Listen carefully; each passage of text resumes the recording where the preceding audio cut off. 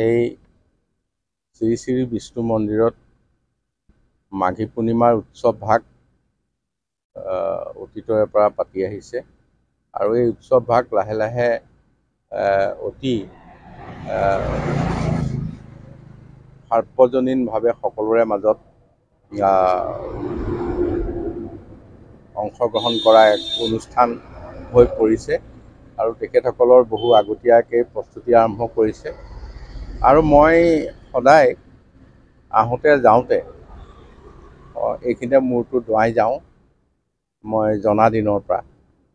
গতিকে মোৰ এই উৎসৱ ভাগ সফল হোৱাৰ ক্ষেত্ৰত সদায় মোৰ শুভকামনা আছে আৰু এই পবিত্ৰ দিনটো যাতে ইয়াত সুন্দৰভাৱে উদযাপিত হয় সেইটোকে আশা কৰোঁ। পোনপ্ৰথমে মই আজি সংবাদ মাধ্যমৰ যোগেদি সমূহ ভক্তপ্ৰাণ ৰাইজক সেৱা নিবেদিছোঁ। আমাৰ এই 34তম বিষ্ণু মহোৎসৱটি বিগত বৰ্ষৰ দৰেও এই বছৰো আমি পালন কৰিব আগবাঢ়িছোঁ। আমাৰ প্ৰথম কাৰ্যসূচী প্ৰথম দিনাখনৰ পুৱা ভাগত ভাগৱত আগমন হয়। প্ৰতিখন গাঁৱৰ পৰা ভাগৱত আগমন হয়, তাৰ পাছতে জল উত্তোলন হ'ব। এনেধৰণে পৰম্পৰাগতভাৱে যিবোৰ কাৰ্যসূচী আমাৰ চলি থাকিব। অবিৰত ভাগৱত পাঠ 3 দিন হ'ব।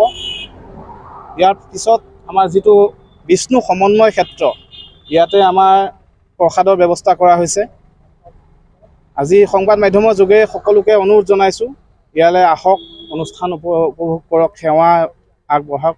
আজি আমাৰ নিজৰ কল্যাণ লগতে বিশ্বৰ কল্যাণৰ বাবে ইয়াত যিটো অবিৰত ভাগৱত পাঠ নাম কীৰ্তন আৰম্ভ হয়, সকলো ভক্তপ্ৰাণ ৰাইজক আমন্ত্ৰণ জনাইছোঁ আপোনালোকৰ মাধ্যমেৰে।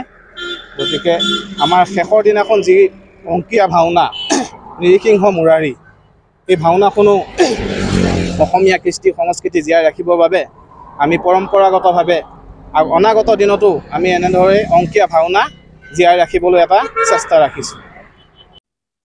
এই শ্ৰী শ্ৰী বিষ্ণু মন্দিৰত মাঘী পূৰ্ণিমাৰ উৎসৱ ভাগ অতীতৰে পৰা পাতি আহিছে আৰু এই উৎসৱ ভাগ লাহে লাহে অতি সাৰ্বজনীনভাৱে সকলোৰে মাজত অংশগ্ৰহণ কৰা এক অনুষ্ঠান হৈ পৰিছে আৰু তেখেতসকলৰ বহু আগতীয়াকৈ প্ৰস্তুতি আৰম্ভ কৰিছে আৰু মই সদায় আহোঁতে যাওঁতে এইখিনিতে মূৰটো দোৱাই যাওঁ মই জনা দিনৰ পৰা। গতিকে মোৰ এই উৎসৱ ভাগ সফল হোৱাৰ ক্ষেত্ৰত সদায় মোৰ শুভকামনা আছে আৰু এই পবিত্ৰ দিনটো যাতে ইয়াত সুন্দৰভাৱে উদযাপিত হয় সেইটোকে আশা কৰোঁ।